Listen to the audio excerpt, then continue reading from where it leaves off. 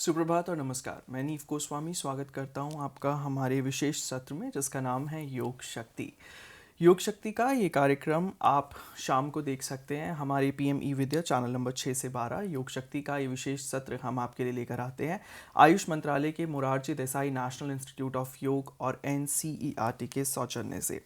आज योग शक्ति में जिस टॉपिक पर हम बात करेंगे वो बेहद रोचक है, यानी कि उस टॉपिक का नाम है योगा फॉर डिटॉक्सिफिकेशन, यानी कि शुद्धिकरण के लिए योग। अब देखिए, अगर हम डिटॉक्सिफिकेशन की बात करें तो आजकल ये एक टर्म है जो बहुत ज़्यादा चलन में है, जिसे आप सुन रहे होंगे, जिसे आप समझ भी रहे होंगे कि कभी भी कहा जाता है कि कोई डिटॉक्स वाटर हुआ या फिर अपनी बॉडी को डिटॉक्स करना। पर ये डिटॉक्सिफिकेशन है क्या? हमें सिर्फ इतना पता है कि अपने शरीर से टॉक्सिन्स को निकालने की प्रक्रिया को हम डिटॉक्सिफिकेशन कहते हैं, लेकिन इसे विस्तार में जानेंगे हमारी आज की एक्सपर्ट से। लेकिन एक्सपर्ट का तो परिचय आपसे कराएंगे ही, उससे पहले एक छोटी सी जानकारी आप सभी को देना चाहते हैं, और वो ये कि इस सत्र से जुड़ा हुआ अगर आपके मन में कोई भी सवाल है तो वो आप हमें फ़ोन करके पूछ सकते हैं। और हमारा फ़ोन नंबर इस वक्त दर्शाया जा रहा है आपकी स्क्रीन पर, जो कि है 8800440559। इसी के साथ अगर आपके अपने फीडबैक हैं, सजेशन है जो हमारे लिए बहुत इंपॉर्टेंट है, वो आप हमें भेज सकते हैं mdniy@yahoo.co.in। और जैसा कि मैंने कहा कि जब आप शाम को हमारे इस सत्र को YouTube चैनल पर हमारे चैनल नंबर 6 से 12 पर रिपीट टेलीकास्ट देखेंगे, तो वहाँ पर आप पाएंगे कि इस पूरे सत्र की जानकारी आपको विस्तार से दी जाएगी। इसी के साथ हमारा जो आज का टॉपिक है, एक बार आपको फिर से बता देते हैं, जो कि है योगा फॉर डिटॉक्सिफिकेशन, यानी कि विषहरण के लिए योग। अब देखिए, आज के इस टॉपिक पर जो हमारे साथ एक्सपर्ट हैं वो हैं मिस कंचन शोरान, जो कि एक योगा इंस्ट्रक्टर हैं, एलिमिनस हैं MDNIY में। मैम, आपका बहुत बहुत स्वागत है।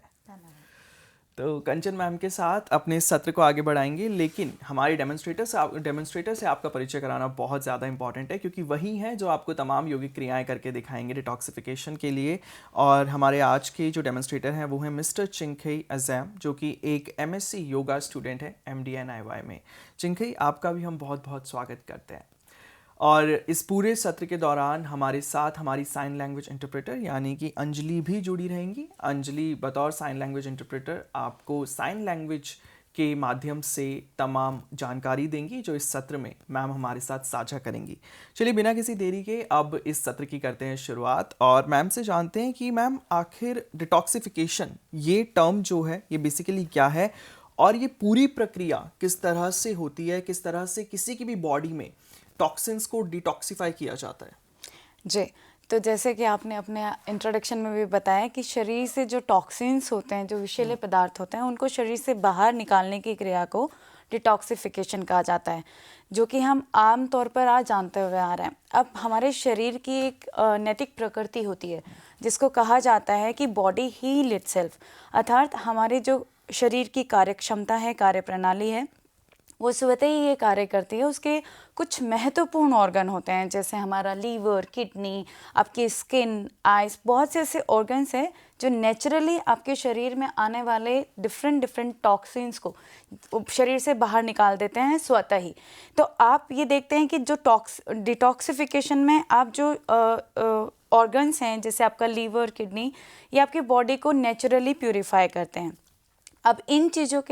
अब इन चीज़ों के बारे में हम समझ सकते हैं कि कई बार ऐसा होता है कि कुछ ऐसी हैबिट्स चेंज होने की वजह से या फिर कोई भी तनाव जैसी स्थिति आने की वजह से जो ये कार्यक्षमता है, जो शरीर के ये ऑर्गन है, वो उतने प्रभावी रूप से कार्य नहीं कर पाते। तो हमारे शरीर के अंदर जो विषाक्त पदार्थ है वो जमा होने लग जाते हैं, और जिसकी वजह से हमें ज़रूरत पड़ती है कि हमारे शरीर को एक बार के लिए शुद्धिकरण या डिटॉक्स किया जाए। अब उसको समझने के लिए कि क्यों, मतलब क्या उसके सिम्टम्स आएंगे, वो हम जान सकते हैं कि आपके शरीर में, आपके जोड़ों में दर्द रहता है, आपको तनाव, सूजन और बहुत से उसके सिम्टम्स आप देख सकते हैं। हेयर फॉल होना, आपका मेंटल हेल्थ में बहुत ज़्यादा फ्लक्चुएशन आना, आपकी स्किन से रिलेटेड बहुत ज़्यादा एक्ने आप देखने को, अगर शरीर में अनवांटेड फुंसियाँ आ रही हैं, तो वो सब कुछ रीज़न है आपके शरीर में ये शो कर रहा है कि आपको इस वक्त आपके जो प्रभावी ऊतक है, जो इसको कार्य को स्वतः ही करते हैं, वो नहीं कर रहे हैं, और अब आपको एक अवेयरनेस के साथ में उसको अपने शरीर पर काम करने की ज़रूरत है। बिल्कुल मैम, हमने अभी वो एक चार्ट दिखाया है स्क्रीन पर अपने दर्शकों को कि आखिर कौन कौन से वो साइंस होते हैं जो आपको ये बताते हैं कि अब आपकी बॉडी को डिटॉक्सिफाई करने की ज़रूरत है। मैम, अगर हम इनको विस्तार से जान पाएँ कि लोगों को और जो हमारे जो व्यूअर्स हैं, अगर उनमें इन तरह के लक्षण दिखाई देते हैं तो उनको समझना चाहिए कि अब उनकी बॉडी को डिटॉक्सिफाई करने की ज़रूरत है। तो इनके बारे में विस्तार से बता दीजिए। बिल्कुल, जैसे कि जॉइंट पेन होता है कि आपके जितने भी मेजर जॉइंट्स होते हैं, ball and socket joint, hinge joint, उनके अंदर एक अमूमन पेन आपको देखने को मिलता है। दूसरा, आपकी जो स्वेटिंग की स्मेल होती है, जैसे स्किन का काम होता है स्वेटिंग को करना, तो उसमें बेड ब्रेथ बहुत ज़्यादा उसकी सडन जैसी स्मेल उसमें आने लग जाती है।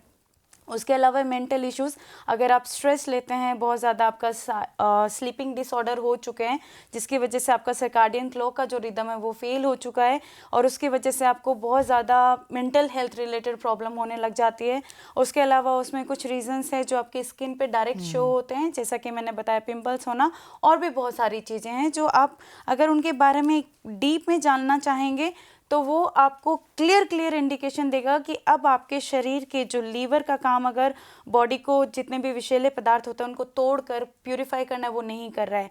किडनी का काम है ब्लड को प्यूरिफाई करना, वो नहीं कर रहा है। स्किन का काम है अपना इवेपोरेशन करना, वो नहीं कर रहा। पॉल्यूशन की वजह से जो आपके लंग की कैपेसिटी है, जो कार्बन डाइऑक्साइड है, वो अगर प्रॉपरली उसका एक्सचेंज, गैसेस एक्सचेंज अच्छे से नहीं हो रहा, तो इसका मतलब है कि वो जो फंक्शनिंग है जो बॉडी नेचुरली करती है वो नहीं हो रही है। तो अब हमें बॉडी को डिटॉक्स करने की ज़रूरत है। बिल्कुल आसान शब्दों में आप समझ सकते हैं कि जैसे कि आपका कमरा है या घर है जो गंदा हो जाता है, बिल्कुल उसे बिल्कुल आपको समय समय पर साफ़ करने की ज़रूरत है। नहीं तो वहाँ पर तमाम तरीके के जो इंसेक्ट्स हैं, जो एनिमल्स हैं, वो वहाँ पर अपना घर बना लेते हैं और वो चीज़ें और भी ज़्यादा बद से बदतर होती चली जाती हैं। तो यही मैकेनिज़्म हमारे शरीर के साथ, हमारी बॉडी के साथ भी अप्लाई होता है। तो मैम, आज का हमारा जो उद्देश्य है वो यही है कि योग के माध्यम बिल्कुल से किस तरह से हम डिटॉक्सिफाई कर सकते हैं अपने शरीर को और किस तरह से इस प्रक्रिया को और भी ज़्यादा आसान तरीके से प्रोसेस कर सकते हैं। तो मैम, उसी की शुरुआत करते हैं। जी, हम आज का सत्र प्रारंभ करेंगे। उससे पहले मैं कुछ आपको विशेष बातों की जानकारी देना चाहूँगी।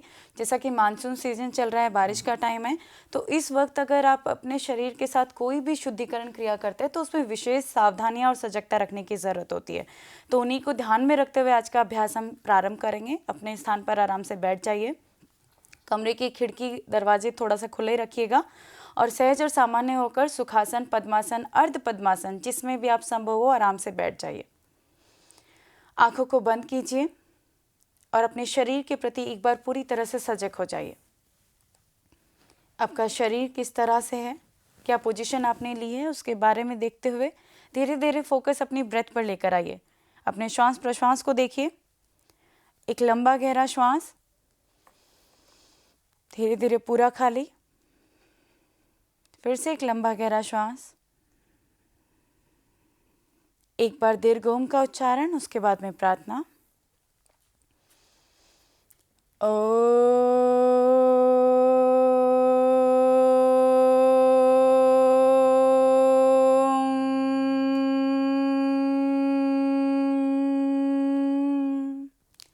प्रार्थना के लिए दोनों हाथों की नमस्कार मुद्रा। गायत्री मंत्र का उच्चारण एक साथ एक स्वर में। ओम भूर्भुवः स्वः तत्सवितुर्वरेण्यं भर्गो देवस्य धीमहि धियो यो नः प्रचोदयात्। ओम शांति शांति शांति ही। धीरे से दोनों हाथों की हथेलियों को अपनी आंखों पर रखते हुए, पलकों को झपकाते हुए, मुस्कुराते हुए वापस आ जाएं। जी, अब हम जो क्रिया स्टार्ट करने जा रहे हैं उनको शुद्धिकरण या फिर षटकर्मा के नाम से जाना जाता है। उसमें जो हमारी पहली क्रिया है जिसे कहा जाता है जल नीति। जल नीति को करने के लिए आपके पास एक विशेष प्रकार का पोट होता है जिसका उपयोग आप करते हैं। उसमें आप उसको कोशिश कीजिए कि जब मानसून सीजन हो तो आप उसको स्टील के बर्तन में भी रख सकते हैं, परंतु लेस रिएक्टिव होने की वजह से हम यहाँ पे प्लास्टिक का यूज़ कर रहे हैं। और उसके बाद में आप इसमें हल्का गुनगुना पानी लेंगे और थोड़ा सा स्वाद अनुसार उसमें सेंधा नमक। ध्यान रखिएगा पानी का तापमान इतना हो जो आपके शरीर को जलन जैसी स्थिति ना दे।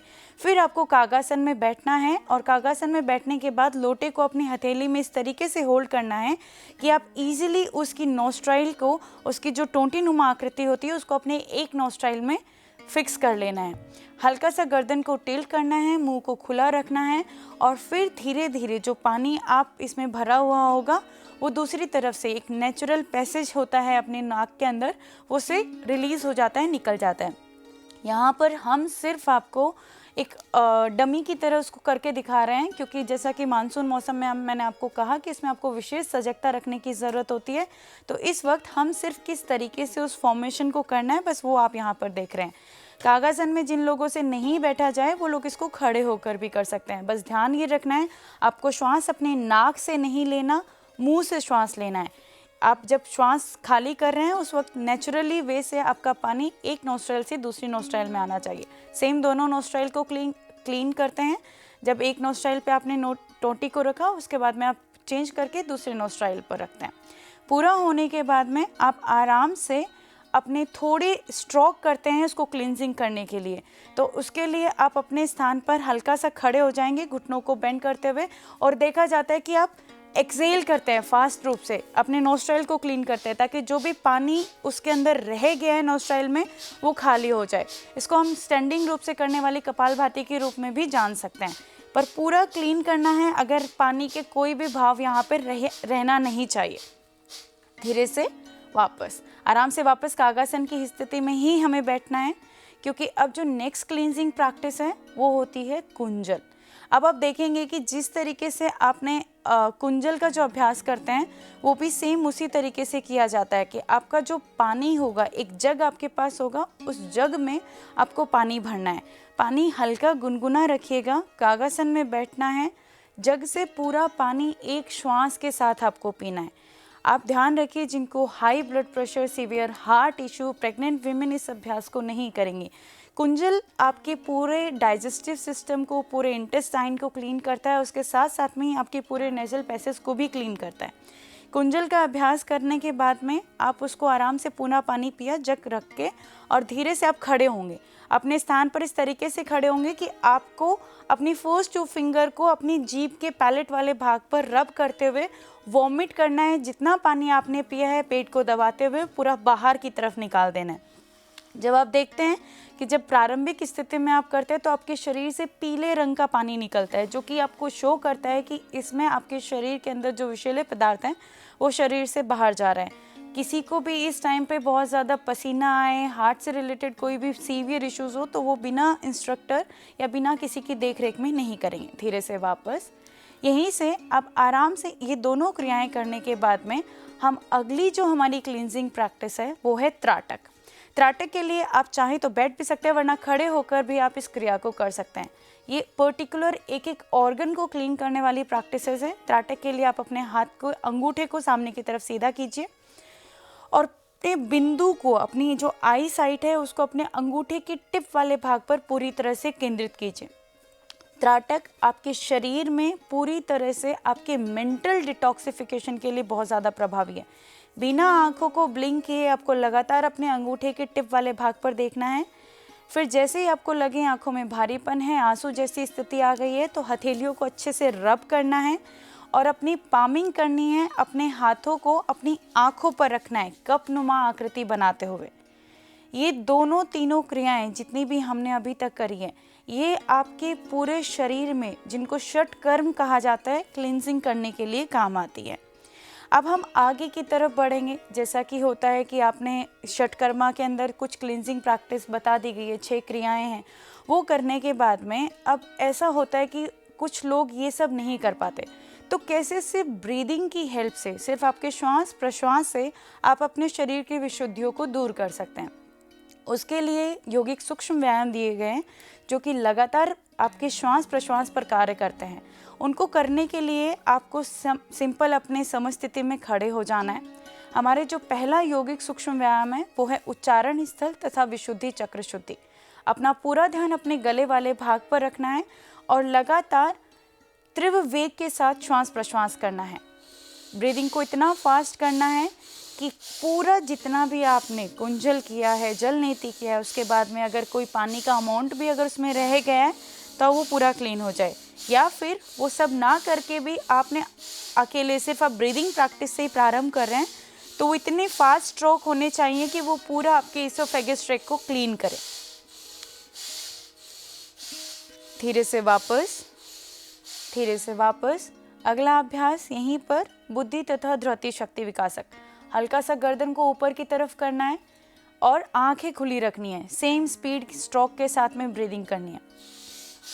अब इसमें ध्यान रखने वाली बात यह है कि जिन लोगों को severe hypertension, high blood pressure और हार्ट से रिलेटेड इश्यूज होते हैं वो लोग ब्रीदिंग को बहुत ज़्यादा रैपिड ना करके डायनामिक, बिल्कुल रिदमेटिक मुंह के साथ डीप भी कर सकते हैं। 5, 4, 3, रिलैक्स। स्मरण शक्ति विकासक अगली क्रिया, अपना चेहरा बिल्कुल सामने रखते हुए हल्का सा पलकों को अपने 4 फीट की दूरी पर सिर्फ पलकें झुकानी है और लगातार तीव्र वेग के साथ श्वास प्रश्वास करना है। लगातार तीव्र वेग के साथ श्वास प्रश्वास। ये सारा आप देखेंगे कि आपके जो प्राणमय कोशा है उसको क्लीन करता है। आपके शरीर में वात, पित्त और कफ जो तीनों दोषास होते हैं उनको बैलेंस करता है। धीरे से वापस रिलैक्स। एक आखिरी क्रिया इसी में ब्रीदिंग की, मेधा शक्ति विकासक। गर्दन को पूरा कंठकूप से लगाना है। जिन लोगों को सर्वाइकल स्पॉन्डिलाइटिस सीवियर है वो लोग गर्दन नहीं झुकाएंगे। ध्यान अपने मेधा वाले भाग पर, मेडुला ओब्लोंगेटा पर रखना है और ब्रीदिंग को वही स्पीड के साथ करना है। कोशिश करनी है आंखें खुली रखने की और ब्रीदिंग को रैपिड करने की। मेधा शक्ति विकासक। Release and relax. धीरे से वापस अपने शरीर में अब हुए परिवर्तन को देखना है तो हल्का सा पैरों में गैप कीजिए और थोड़ी देर के लिए आंखें बंद करके आपने जो भी प्रैक्टिसेस की हैं, ब्रीदिंग की और क्लिनजिंग अगर आपने करी है तो उनके प्रभाव को शरीर पर देखना है। ध्यान रखना है कि हर आती हुई श्वास के साथ अपने शरीर के अंदर ऊर्जा भरनी है और हर जाती हुई श्वास के साथ मानसिक संकल्प लेना है कि आपके शरीर से हर प्रकार की विशुद्धियाँ बाहर जा रही हैं, क्योंकि जितना काम आप शरीर पर कर रहे हैं उतना ही आपको मेंटली भी उस पर करना होता है। आगे का जो हमारा अभ्यास है वो अब हम थोड़ा सा आसनास की तरफ बढ़ते हुए करेंगे, जिसमें हमारा जो पहली क्रिया है जिसको सर्वांग पुष्टि कहा जाता है। जैसा कि मैंने कहा था कि सिम्टम्स में आपके जॉइंट पेन भी होते हैं, तो जब आप इस अभ्यास को करते हैं तो ये आपके पूरे बॉडी के जॉइंट्स और मसल्स को स्ट्रेंथन करता है। करने का तरीका आप एक बार देखेंगे। सर्वांग पुष्टि के लिए आप अपने स्थान पर 3 फीट या अपनी हाइट के अकॉर्डिंग जितना आप कर सकते हैं गैप करेंगे। ध्यान रखिएगा, बैलेंस बनाइएगा। प्रारंभिक स्थिति में जब आप कर रहे हैं तो किसी सपोर्ट के साथ भी कर सकते हैं। श्वास को भरते हुए अपने दोनों हाथों को ऊपर की तरफ लेकर जाइए और मुट्ठी बनाते हुए अपने दोनों रिस्ट को एक दूसरे पे क्रिस क्रॉस कर लीजिए। श्वास को भरते हुए हल्का सा पीछे झुके और श्वास को खाली करते हुए पूरा एब्डोमेन को ट्विस्ट करते हुए जाइए अपनी दाईं तरफ। जब आप जिस हाथ की तरफ जा रहे हैं वही हाथ ऊपर होना चाहिए। रिस्ट को चेंज करेंगे, श्वास भरेंगे, पूरा घूमते हुए अच्छे से अपने ट्रंक रीजन को, एब्डोमेन को एक्सेल करते हुए जाएंगे नीचे की तरफ। बहुत बढ़िया, लगातार अभ्यास को करते रहेंगे। प्रिकॉशंस आप ध्यान रखेंगे, किसी को भी सीवियर नी इंजरी हुई है, कोई भी पेन है तो उसमें वो सजगता के साथ अभ्यास को करेंगे। जब आप ब्रीदिंग कर रहे हैं उस वक्त मूवमेंट के साथ करनी है, आंखें खुली रखनी है। अगर आपको कोई भी अनईजी लग रहा है तो उसी वक्त रुक कर लंबा गहरा श्वास भरकर और फिर वापस अभ्यास की तरफ जाना है। सर्वांग पुष्टि सभी अंगों की पुष्टि करता है, उनको मजबूती प्रदान करता है। लास्ट राउंड करते हुए धीरे से वापस आएंगे एंड रिलैक्स। यहीं पर शरीर को वापस समस्थिति में लेकर आएंगे, दोनों पैरों को मिलाएंगे, आंखें बंद करके उसके प्रभाव को महसूस करेंगे। ये हम स्टेप बाय स्टेप चल रहे हैं कि कैसे हम ब्रीदिंग से कर सकते हैं, कैसे हम शरीर के जॉइंट्स पे काम कर सकते हैं। अभी जो अगली क्रिया हम करने जा रहे हैं उसको संघ प्रक्षालन के नाम से जाना जाता है। संघ अर्थात कोंच, जो आपके शरीर की जो इंटेस्टाइन होती है उनको क्लीन करने के लिए, आपकी गट हेल्थ को इम्प्रूव करने के लिए सबसे अच्छा अभ्यास माना जाता है।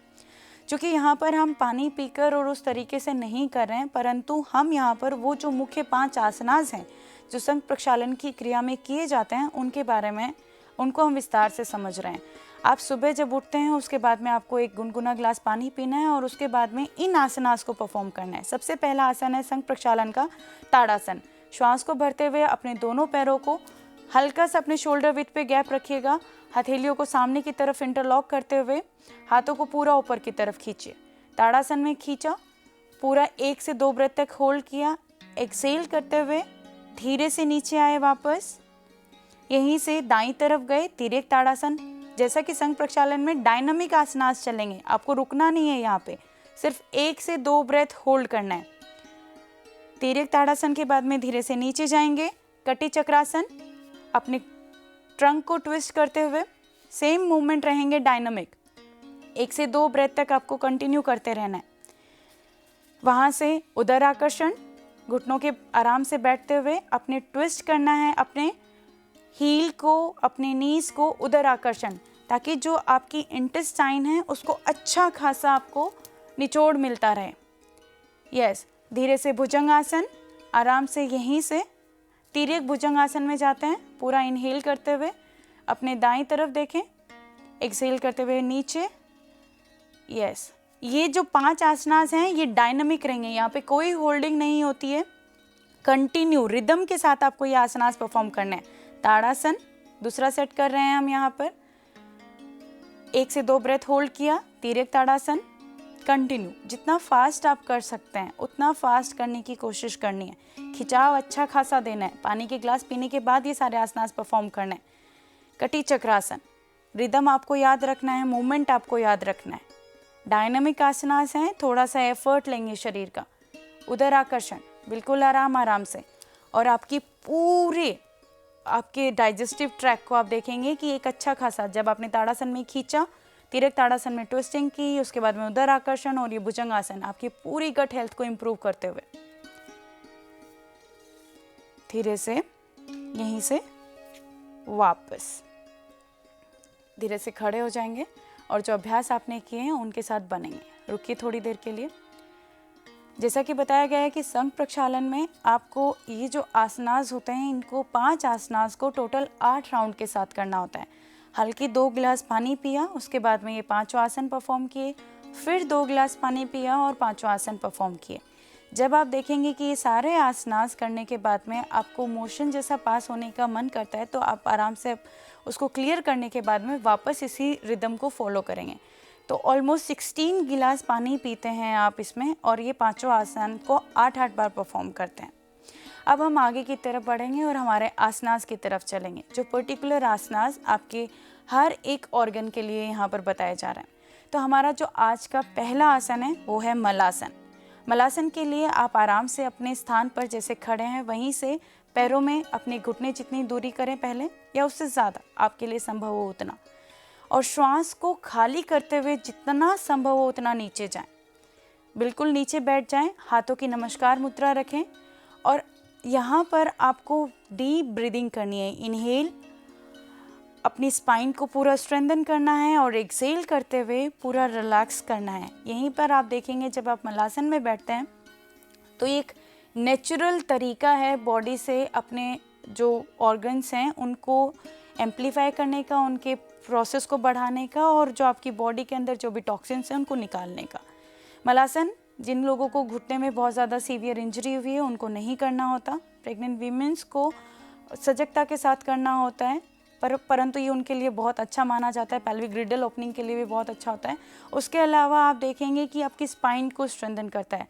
आप यहाँ पर कोशिश कर सकते हैं आंखें बंद करके 1 से 2 गहरा लंबा श्वास करने की, तो ये आपको स्ट्रेस मैनेजमेंट में भी बहुत अच्छा आसन कारगर होता है, क्योंकि आपके मूलाधार चक्र को एक्टिवेट करता है और उसके साथ में ही आपको स्टेबिलिटी और एक कामनेस का भाव लेकर आता है।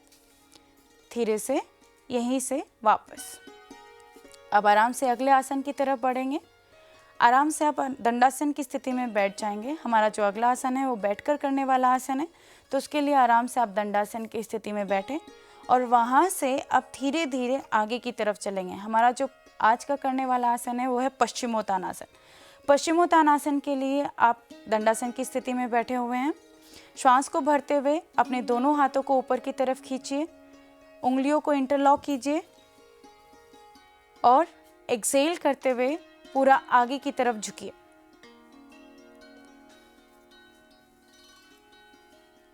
यस, होल्ड करेंगे यहीं पर।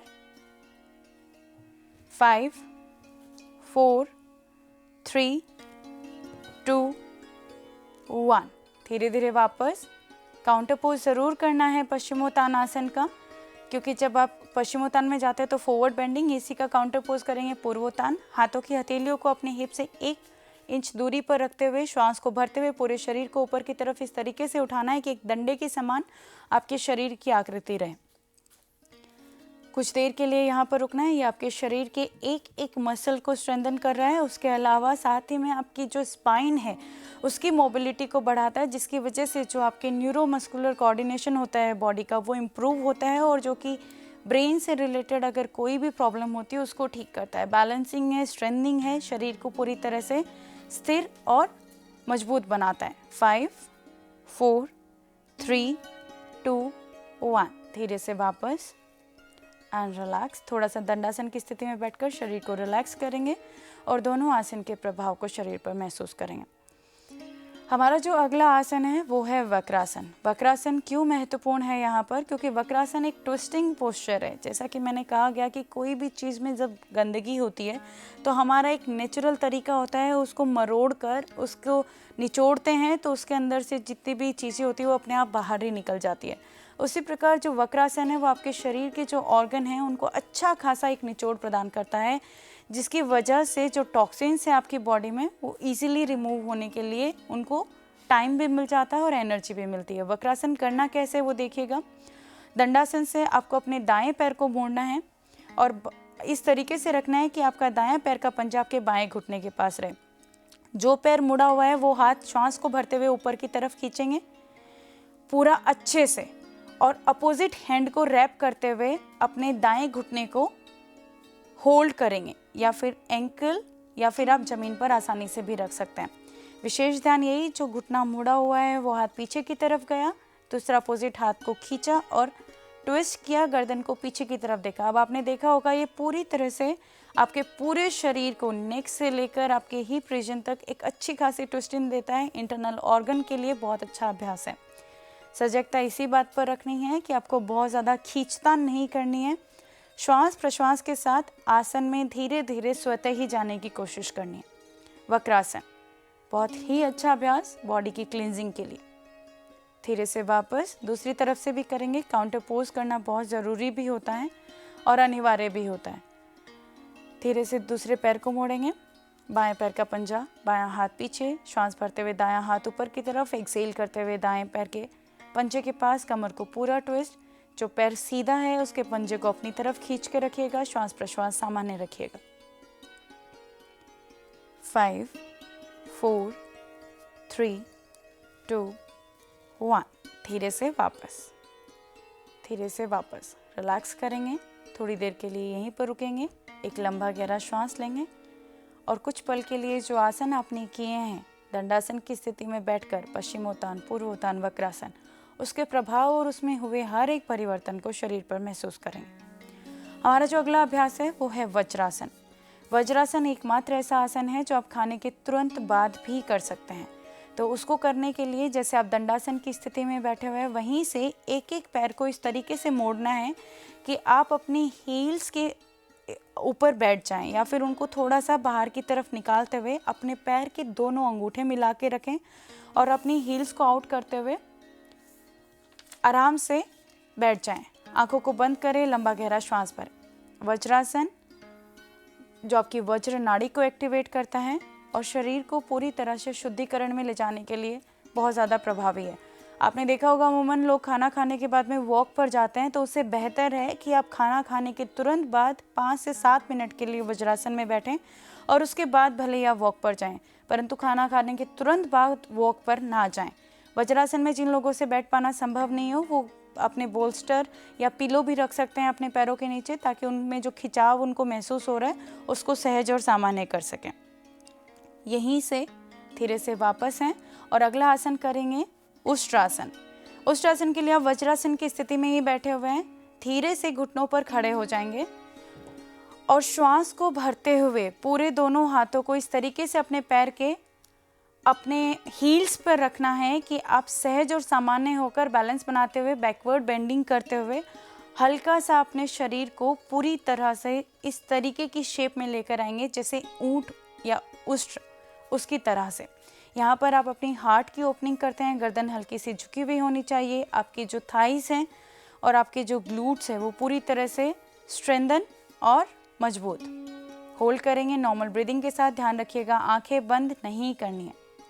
5 4 3 2 1। धीरे धीरे वापस काउंटर पोज शशांक आसन, बिल्कुल आराम से वापस जाएंगे, आगे की तरफ झुक जाएंगे और काउंटर पोज यहीं पे पैरों में घुटनों में गैप खींचेगा और शशांक आसन। जब आप उष्ट्रासन में गए, बैकवर्ड बेंडिंग किया तो स्पाइन को फॉरवर्ड फोल्ड करना है, आगे की तरफ जाना है। शशांक आसन, धीरे से वापस, धीरे से वापस। अब आराम से आप अपने स्थान पर लेट जाएंगे, क्योंकि हमारे जो आगे के अभ्यास है वो लेटकर करने वाले अभ्यास हैं, तो उसके लिए सहज और सामान्य होकर आप अपने स्थान पर लेट जाइए। अभी तक जितनी भी प्रैक्टिसेस आपने करी है उनके बारे में पूरी अवेयरनेस रखते हुए जब आप शवासन की स्थिति में लेटे हुए हैं तो शरीर पर उनके प्रभाव को देखते रहना है। अभी हमारा लेटकर करने वाला जो पहला आसन है जिसको कहा जाता है अर्ध हलासन, उसको करने का तरीका देखिए। शवासन की स्थिति में आप लेटे हुए हैं और फिर श्वास को भरते हुए अपने दोनों पैरों को एक साथ इस तरीके से उठाना है कि वो आपकी बॉडी के साथ में एक 90 डिग्री का एंगल बनाए। अब जिन लोगों से प्रारंभिक स्थिति में इतना उठा पाना संभव नहीं होता वो दीवार का सपोर्ट लेकर भी कर सकते हैं। अर्ध हलासन आपके शरीर को पूरी तरह से रिजुनेट करता है और उसके जितने भी विषाक्त और विषैले पदार्थ होते हैं उनको बाहर निकालता है। खाना खाने के बाद भी आप थोड़ी देर तक दीवार पे इस तरीके से रह सकते हैं। अर्ध हलासन बहुत ही अच्छा अभ्यास है आपके शरीर में जो भी ऑर्गन्स हैं उनकी फंक्शनिंग को प्रॉपर करने के लिए। यहीं से घुटनों को मोड़ते हुए अपने शरीर के पास, छाती के पास लेकर आएंगे और अपनी हथेलियों को इंटरलॉक करते हुए अपने घुटनों पर होल्ड करेंगे। पवन मुक्तासन। जब आप आसन में जा रहे हैं वहीं से आप दूसरे आसन में आ गए। रिदम इतना स्मूथ होना चाहिए कि आपको भी ना पता लगे। पवन मुक्तासन शरीर से जितने भी अपान वायु होती है उसको शरीर से बाहर निकालता है। इसके प्रभाव को और ज़्यादा बढ़ाने के लिए श्वास को पूरा भरें और खाली करते हुए अपनी गर्दन को इस तरीके से उठाएं और ठुड्डी को अपने घुटनों के बीच में ले आएं। पवन मुक्तासन बॉडी से जितनी भी बैड एयर होती है उसको रिलीज करता है और शरीर को पूरी तरह से स्वस्थ बनाता है। धीरे से वापस रिलैक्स करते हुए पैरों को आराम से शवासन की स्थिति में ले आएं और थोड़ी देर के लिए यहाँ पर रुकें। आंखें बंद करके एक लंबा गहरा श्वास, जो अभ्यास आपने किए हैं उसके प्रभाव को शरीर पर महसूस। आपने हर एक ब्रीदिंग प्रैक्टिस, हर एक आसन को एक लंबे गहरे श्वास के साथ आत्मसात करना है और श्वास को खाली करते हुए मानसिक संकल्प लेना है कि मेरे शरीर से हर प्रकार के विकार दूर हो रहे हैं। शवासन में सबसे अच्छा अभ्यास माना जाता है, परंतु लोगों को लगता है ये आसान है, आसान नहीं होता, सबसे मुश्किल भी है, क्योंकि आपको एक शव की भांति अपने शरीर को शिथिल छोड़ना होता है। कोई भी तनाव, कोई भी जकड़न, कोई भी खिंचाव आपके शरीर में नहीं रहना चाहिए। श्वास भरते हुए शरीर के प्रति सजग, श्वास खाली करते हुए और ज़्यादा समर्पण, शरीर को पूरी तरह से ढीला छोड़ते हुए एक बार लंबा गहरा श्वास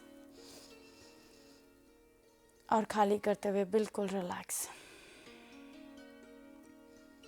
धीरे से वापस आने की कोशिश। हल्की हल्की उंगलियों को, पैरों की उंगलियों को, हाथों की उंगलियों को हिलाना है।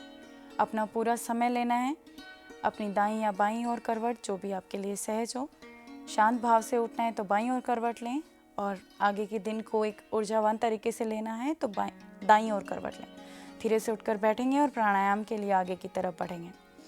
हमारा जो अगला अभ्यास है, जो प्राणायाम है, उसके लिए आप आराम से सुखासन, पद्मासन, अर्ध पद्मासन, जो भी आपके लिए संभव हो उसमें बैठिए।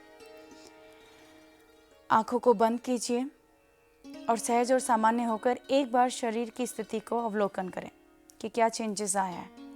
प्राणायाम चले वाते चले चित्तम निश्चलम निश्चले भवेत, अर्थात जिस तरीके से शरीर में वायु चल रही है उसी प्रकार आपका चित्त भी चंचल होता है, चलायमान होता है, तो उसको बैलेंस करने के लिए प्राणायाम का अभ्यास बहुत ज़्यादा ज़रूरी है।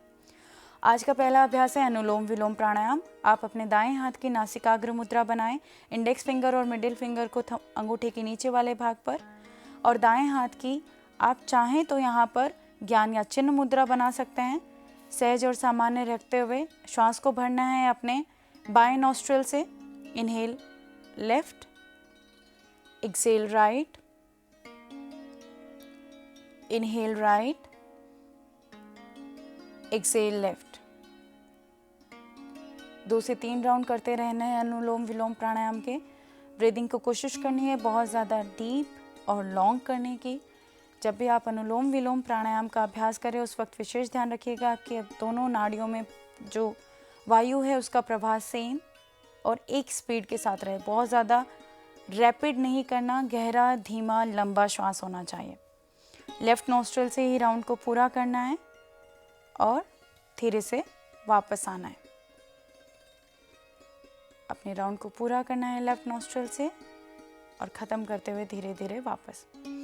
अगला जो हमारा अभ्यास है वो है भस्त्रिका प्राणायाम। भस्त्रिका प्राणायाम हम देखेंगे यहाँ पर एक अलग मुद्रा के साथ हम यहाँ पर करने जा रहे हैं, जिसको हम अपान मुद्रा भी कहते हैं। अपान मुद्रा के लिए आप अपने दोनों हाथों की जो मध्यमिका, आपकी जो रिंग फिंगर और मिडिल फिंगर है उसकी मुद्रा बनानी है और अपनी बाकी की इंडेक्स फिंगर और रिंग फिंगर को फ्री छोड़ देना है और लगातार तीव्र वेग के साथ श्वास प्रश्वास करना है, लोहार की धोखनी की भांति। Rapid inhale exhale. Bhastrika pranayama. संभव हो उतना तेज तीव्र वेग के साथ आपको श्वास प्रश्वास को छोड़ना है।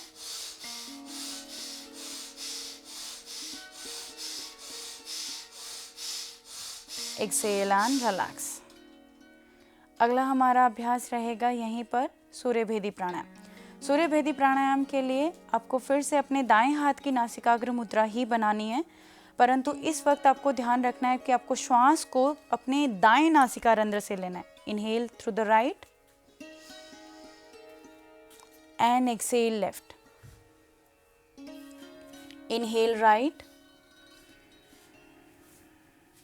Excel left. सूर्यभेदी प्राणायाम में आप अपने पिंगला नाड़ी को, अपने दाएं स्वर को एक्टिवेट करते हैं, तो आपको विशेष ध्यान रखना है कि जो आप इनहेल करें वो आपके राइट नोस्ट्रल से हो और एक्सेल आपके लेफ्ट नोस्ट्रल से हो। ब्रीदिंग इतनी धीरे रहेगी कि आपको उसकी आवाज़ ना सुनाई दे, परंतु ध्यान रखना है कि जब आप सूर्यभेदी प्राणायाम का अभ्यास कर रहे हैं उसके बाद में, क्योंकि वो आपकी पिंगला नाड़ी को एक्टिवेट करता है, तो उसके बाद में 1 से 2 राउंड अनुलोम विलोम के ज़रूर करने हैं ताकि आप उसको नॉर्मल और न्यूट्रल कर सकें। एक लंबा गहरा श्वास भरते हुए राइट से, एक्सेल लेफ्ट। फिर 1 से 2 राउंड अनुलोम विलोम के ज़रूर कर अपने अभ्यास को समाप्त करना है। धीरे से रिलीज एंड रिलैक्स। सहज और सामान्य होकर आंखों को बंद कर थोड़ी देर तक यहीं पर रुकना है। अपनी ब्रीदिंग में हुए हर एक परिवर्तन को महसूस करते हुए आज के इस अभ्यास को यहीं पर समाप्त करते हुए एक लंबा गहरा श्वास और पूरा खाली। एक बार दीर्घ ओम का उच्चारण, 3 बार शांति, भरिए लंबा गहरा श्वास।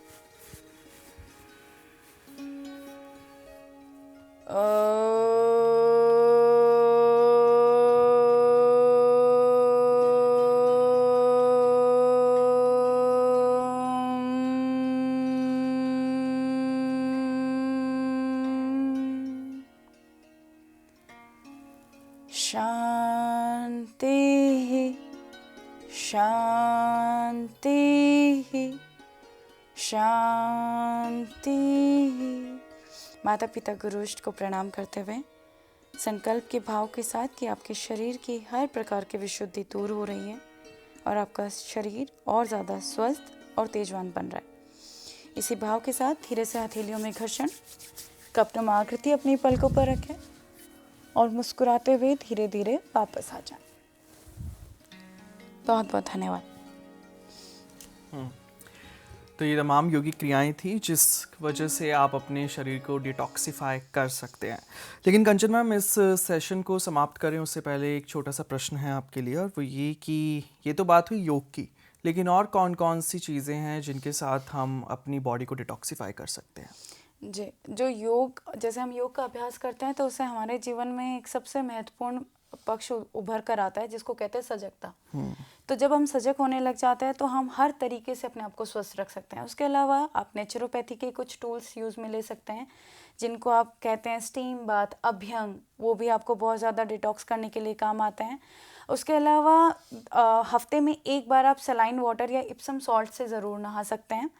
उसके अलावा आयुर्वेद में बताया गया है त्रिफला जो चूर्ण होता है उसको आप रात को पी सकते हैं, जिसकी वजह से भी वो आपकी पूरी बॉडी को डिटॉक्स करता है। और बहुत सी ऐसी चीज़ें होती हैं जिनमें आप अपना रेगुलर आहार पे ध्यान रख सकते हैं। जैसा कहा जाता है युक्त आहार विहारस्य युक्त चेष्टस्य कर्मसु युक्त स्वप्न बोधस्य रोगो भवति दुःखा। अर्थात हम अपना रूटीन, अपना लाइफस्टाइल और अपना डाइट हर एक चीज़ को इम्प्रूव करके अपने आप को हेल्दी रख सकते हैं। लाइफस्टाइल को इम्प्रूव करना बहुत ज़रूरी है और डिटॉक्सिफिकेशन समय समय पर आपके शरीर की ये ज़रूरत है, इसको आपको करना बहुत ज़रूरी है। इसी के साथ कंचन मैम आपका बहुत बहुत धन्यवाद। Thank you so much. आज इस पूरे सत्र में हमारे साथ जुड़ने के लिए और हमारे दर्शकों को विस्तार से डिटॉक्सिफिकेशन के बारे में बताने के लिए। और हमारे जो आज के डेमोन्स्ट्रेटर हैं यानी कि चिंगई असम, उनका भी बहुत बहुत शुक्रिया कि ये इस पूरे सत्र में उन्होंने तमाम योगिक क्रियाएं करके दिखाई जो आपकी बॉडी को डिटॉक्सिफाई करेंगी। और हमारी जो साइन लैंग्वेज इंटरप्रेटर है अंजलि, वो भी हमारे साथ इस पूरे सत्र में जुड़ी रही। अंजलि, आपका भी बहुत बहुत धन्यवाद देते हैं।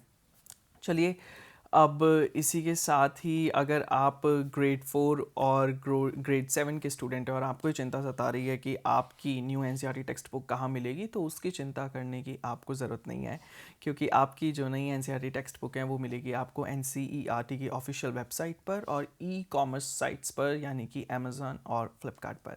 चलिए, आज इस पूरे दिन एनसीईआरटी ऑफिशियल पर हम आपके लिए क्या कुछ लाने वाले हैं, आइए उस पर नज़र डाल लेते हैं। तब आपसे मुलाकात होगी ठीक दोपहर 12 बजे, जहां पर हम क्लास 5th की इंग्लिश लेकर आएंगे और हमारा टॉपिक होगा writing with imagination inclusive paragraph writing for all. 2 बजे क्लास 3rd की उर्दू पर नज़र डालेंगे जहां पर हमारा उन्वान होगा कश्मीर। 2:30 बजे क्लास 3rd की इंग्लिश लेकर आएंगे जहां पर हम बात करेंगे गुड फूड। 3 बजे क्लास 4th की मैथमेटिक्स पर बात होगी जहां पर हमारा टॉपिक होगा थाउजेंड्स अराउंड अस पार्ट 1। 3:30 बजे क्लास 4th की हिंदी लेकर आएंगे जहां पर हमारा शीर्षक होगा हमारा आहार। 4 से 5 ये होगा हमारा 1 घंटे का ऑनलाइन ट्रेनिंग प्रोग्राम जहां पर हम बात करेंगे टाइप्स ऑफ साइबर क्राइम। और 5 बजे अपने दिन का समापन करेंगे सहयोग सत्र के साथ, जहां पर हमारा टॉपिक होगा goal setting to stay motivated. फ़िलहाल के लिए मुझे यानी कि नीव गोस्वामी को आप दीजिएगा इजाज़त। लगातार आप हमारे साथ इस पूरे दिन एनसीईआरटी ऑफिशियल पर जुड़े रहिएगा। स्वस्थ रहिए, मुस्कुराते रहिए, अपना ख्याल रखिए। नमस्कार।